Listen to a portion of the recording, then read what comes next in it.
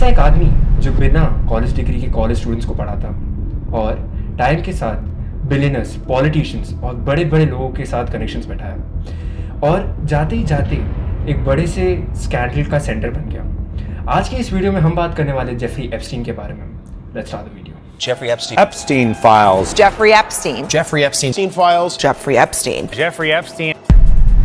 2019 जुलाई। दुनिया ने देखा जब फेडरल एजेंट्स ने जेफरी एप्स्टीन को न्यू जर्सी एयरपोर्ट पर अरेस्ट किया। एप्स्टीन पर एक्विजिशन थी कि वो टीनेज लड़कियों का मैसिव सेक्स ट्रैफिकिंग ऑपरेट कर रहा है। काफ़ी सारे सवाल थे मीडिया में, जैसे एप्स्टीन इतना अमीर कैसे हो गया, वो इतने सारे बड़े बड़े पॉलिटिशियन से कनेक्शन कैसे बना पाया और इतने सालों तक वो सीरियस पनिशमेंट से कैसे बचता रहा। जैसे जैसे इन्वेस्टिगेटर्स ने इस पर इन्वेस्टिगेशन करना चालू किया, स्टोरी बहुत ज़्यादा स्ट्रेंज होना चालू हो गई, क्योंकि एप्स्टीन के पास ना कोई पॉलिटिकल बैकग्राउंड था, ना वो टेक बिलियनर था और ना कोई कॉलेज डिग्री थी। फिर भी इस तरह वो कैसे इतने सीरियस क्राइम्स करने के बाद भी आराम से खुला घूम रहा था। इस कहानी को समझने के लिए हमको इस कहानी के स्टार्ट से चलना पड़ेगा। So let's start the video. Chapter 2 early life. Jeffrey Epstein का जन्म 1953 ब्रुकलिन, न्यूयॉर्क में हुआ था। उसकी फैमिली कोनी आइलैंड के एक सिंपल वर्किंग क्लास के एक सिंपल से अपार्टमेंट में रहती थी। उसके father New York city parks department में काम करते थे। एप्स्टीन का बचपन कुछ अलग नहीं था, बहुत नॉर्मल सा ही था जैसे बाकी लोगों का होता है। लेकिन जो लोग उसे जानते थे वे कहते थे कि वो बहुत ही एम्बिशियस, इंटेलिजेंट और बहुत कॉन्फिडेंट था। एप्स्टीन ने अपनी स्कूलिंग लाफायट हाई स्कूल से की थी और उसके बाद उसने कॉलेज में एडमिशन भी लिया, पर उसने अपनी डिग्री कभी पूरी नहीं की। डाल्टन में वो सिर्फ मैथ नहीं पढ़ाता था, वो एलीट फैमिलीज, पावरफुल कनेक्शंस और बहुत पैसों के बीच में था। ऐसा लगता था कि जेफरी वहाँ सिर्फ पढ़ा नहीं रहा था, मगर बहुत ध्यान से कुछ चीज़ें ऑब्जर्व कर रहा था। कुछ ही सालों बाद उसने एक ऐसा डिसीजन लिया जिसने उसकी पूरी लाइफ बदल दी। Jeffrey left teaching. उसने टीचिंग छोड़ दी और फाइनेंस की दुनिया में कदम रखा, जिसके चलते ही चलते उसकी हाई सोसाइटी में भी एंट्री हुई। जेफरी एप्स्टीन और लेस्ली वेक्सनर के बीच का जो फ्रेंडशिप था वो एप्स्टीन के रेपुटेशन एंड कनेक्शन को बहुत बड़ा बूस्ट दिया था। वेक्सनर रिटेल इंडस्ट्री का बहुत ही बड़ा बिलियनर था। उसने एल ब्रांड को एस्टैब्लिश किया और एल ब्रांड्स में कई सब ब्रांड्स थे, जैसे कि विक्टोरिया सीक्रेट, पिंक, जिससे बहुत बड़ी कंपनीज थी। रिपोर्ट्स के अकॉर्डिंग जेफरी एप्स्टीन लेस्ली वेक्सनर का पावर ऑफ अटॉर्नी होल्ड करता था, जिसका मतलब ये है कि वो इन्वेस्टमेंट्स, एसेट्स और जो भी चीज़ें फाइनेंस के रिलेटेड हो लेस्ली वेक्सनर का, वो सब कुछ हैंडल करता था। और काफ़ी लोगों को ये लगता था कि जेफरी एप्स्टीन लेस्ली वेक्सनर का राइट हैंड फाइनेंशियल स्ट्रैटेजिस्ट भी हो चुका। और जैसे कि जेफरी एप्स्टीन लेस्ली वेक्सनर का बहुत ही करीबी दोस्त बन चुका था, उसके पास विक्टोरिया सीक्रेट का भी कनेक्शन था। कुछ फॉर्मर इंडस्ट्रियल मॉडल्स और इनसाइडर्स ने ये कहा है कि जेफरी एप्स्टीन मॉडल्स को पर्सनली मिलता था एंड उनको प्रॉमिस करता था कि उन्हें विक्टोरिया सीक्रेट का ब्रांड अपॉर्चुनिटी मिलेगा। बट ये क्लियर करना बहुत ज़्यादा इंपॉर्टेंट है कि लेस्ली वेक्सनर ने कभी भी जेफरी एप्स्टीन को कोई फॉर्मल जॉब असाइन की ही नहीं थी। वो सिर्फ और सिर्फ लेस्ली वेक्सनर के फाइनेंसेस को हैंडल करता था। 1990s के एंड तक आते आते वेक्सनर को एप्स्टीन के बिहेवियर पे बहुत ज़्यादा सस आने लग गया। उसने ये सोच लिया था कि उसे एप्स्टीन से डिस्टेंस मेंटेन करना है। बाद में लेस्ली वेक्सनर ने पब्लिकली क्लेम किया कि वो जेफरी एप्स्टीन से दूर होना चाहता है और जेफरी एप्स्टीन ने लेस्ली वेक्सनर का ट्रस्ट मिसयूज किया है, जो कि हमें ये क्लियरली बताता है कि जेफरी एप्स्टीन कितना मैनिपुलेटिव था और अपने पावर का मिसयूज कर रहा था। लेस्ली वेक्सनर के फाइनेंसेस और विक्टोरिया सीक्रेट में रहने के बाद जेफरी एप्स्टीन के काफ़ी ज़्यादा बड़े बड़े कनेक्शंस बन चुके थे। Billionaires, politicians, princes, you name it, उन सब का कनेक्शन था जेफरी एप्स्टीन के साथ। We are moving to the next chapter of this video, Epstein's private world.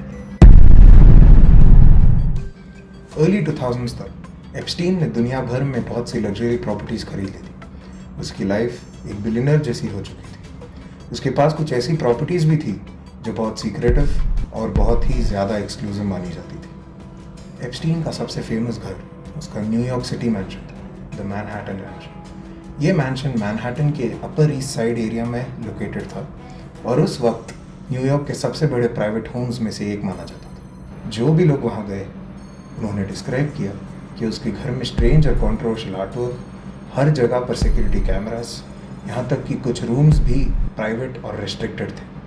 कुछ विजिटर्स को तो ये भी लगता था कि उसके घर का एनवायरनमेंट थोड़ा अनकंफर्टेबल और मिस्टीरियस था। लेकिन उसकी सबसे फेमस प्रॉपर्टी थी कैरेबियन में एक private island, little Saint James. कुछ लोग इसे एप्स्टीन आइलैंड भी कहते हैं। यह आइलैंड कैरेबियन के यूएस वर्जिन आइलैंड्स में लोकेटेड था। यहाँ एप्स्टीन ने गेस्ट हाउसेस, प्राइवेट मैंशंस और बहुत सी प्रॉपर्टीज़ बना रखी थी। इस आइलैंड पर बहुत से वेल्दी और एलीट लोगों का आना जाना रहता था। बाहर से देखा जाए तो ये एक सुपर रिच लग्जरी लाइफस्टाइल जैसी दिखती थी। Parties, private beaches and elite guests. Reports के अकॉर्डिंग एप्स्टीन के नेटवर्क में पॉलिटिशियंस, बिलियनर्स, साइंटिस्ट्स, सेलिब्रिटीज जैसे बड़े बड़े लोग शामिल थे। इन हाई कनेक्शंस ने एप्स्टीन को एक बहुत ही मिस्टीरियस और एक इन्फ्लुएंशियल पर्सनालिटी बना दिया था। इसी पीरियड के बीच बहुत सी डिस्टर्बिंग रूमर्स भी सामने आने लगी। कुछ लोगों ने क्लेम किया कि उसके प्रॉपर्टीज़ पर बहुत सी टीनेज गर्ल्स दिखाई गई थी। हाँ, कुछ विजिटर्स ने कहा कि उसके घर का एनवायरनमेंट बहुत ही सीक्रेट और बहुत ही स्ट्रेंज था। स्टाफ मेंबर्स ने भी कहा कि उन्होंने कभी कभी बहुत सी अनयूजुअल एक्टिविटीज़ नोटिस की है। उस वक्त तो ये सब रूमर्स तक ही लिमिटेड था, लोगों को इसके बारे में ज़्यादा पता भी नहीं था। बट गेम तब चेंज हुई जब अर्ली 2000s में एक इन्वेस्टिगेशन ने इन रूमर्स को सीरियसली एग्जामिन करना शुरू किया। धीरे धीरे ये एलिगेशन सामने आने लगे और जेफरी एप्स्टीन का नाम एक बहुत ही कॉन्ट्रोवर्शियल नाम बन चुका। इसी इन्वेस्टिगेशन ने जेफरी एप्स्टीन को एक ट्रबल में डाल दिया। Moving to the next chapter, the first legal trouble. Mid 2000s में जेफरी एप्स्टीन के ऊपर पहली इन्वेस्टिगेशन स्टार्ट हुई और पहली ही इन्वेस्टिगेशन से बहुत ही कॉन्ट्रोवर्शियल स्टेटमेंट्स बाहर आ रहे थे। इन्वेस्टिगेशन कैसे स्टार्ट हुई? 2005 में फ्लोरिडा के पाम बीच आइलैंड में एक टीनेज लड़की ने पुलिस कंप्लेन किया कि जेफरी एप्स्टीन मसाज के बदले पैसे ऑफर कर रहा था। शुरू में पुलिस को ये लगा कि ये सिर्फ एक केस है, लेकिन जब इन्वेस्टिगेटर्स ने डीप इनसाइड रिसर्च किया, इन्वेस्टिगेशन की, तब उनको एक पैटर्न नजर आया। इन्वेस्टिगेटर्स ने काफ़ी सारे इंटरव्यूज लिए और कुछ शॉकिंग बातें सामने आई। कई टीनेज लड़कियों ने ये क्लेम किया कि जेफरी एप्स्टीन उसे अपने आइलैंड पे लेकर जाता और मसाज के बदले पैसे ऑफर करता। कुछ लड़कियों को तो ये भी कहा जाता कि वो और लड़कियों को रिक्रूट करें। ये कितनी मेस्ड अप बात है। जेफरी एप्स्टीन ऐसी लड़कियों को ढूंढता था जो फाइनेंशियली स्ट्रगल कर रहे हो और उनका वो फ़ायदा उठाता था। रिपोर्ट्स के अकॉर्डिंग काफ़ी सारी लड़कियों की एज उस समय 14 to 17 के बीच में थी जो एप्स्टीन आइलैंड में जेफरी एप्स्टीन को मसाज देती थी। केस इतना ज़्यादा सीरियस हो चुका था कि फेडरल इन्वेस्टिगेटर्स भी इसमें इन्वॉल्व हो चुके थे। एविडेंस काफ़ी स्ट्रॉन्ग मिलने लगा और लीगल एक्सपर्ट्स के हिसाब से जेफरी एप्स्टीन बहुत ही बड़े लीगल चार्जेस फेस करने वाला था। लेकिन 2008 में एक बहुत ही अनएक्सपेक्टेड ट्विस्ट आया। एप्स्टीन ने फेडरल प्रोसिक्यूटर्स के साथ एक डील साइन की थी। इस डील को नेगोशिएट किया था उस समय के यूएस अटॉर्नी अलेक्जेंड्रा अकोस्टा के साथ। इस डील के अकॉर्डिंग एप्स्टीन को ज़्यादा बड़े लीगल चैलेंजेस फेस नहीं करने पड़े। एप्स्टीन को सिर्फ 18 मंथ्स की जेल इम्प्रिजनमेंट मिली और उसको वर्क रिलीज प्रिविलेज भी दिया गया था। इसका मतलब ये था कि एप्स्टीन दिन में जेल से बाहर रह सकता था, अपना ऑफिस का काम कर सकता था और रात को वो फिर से जेल में आके सो सकता था।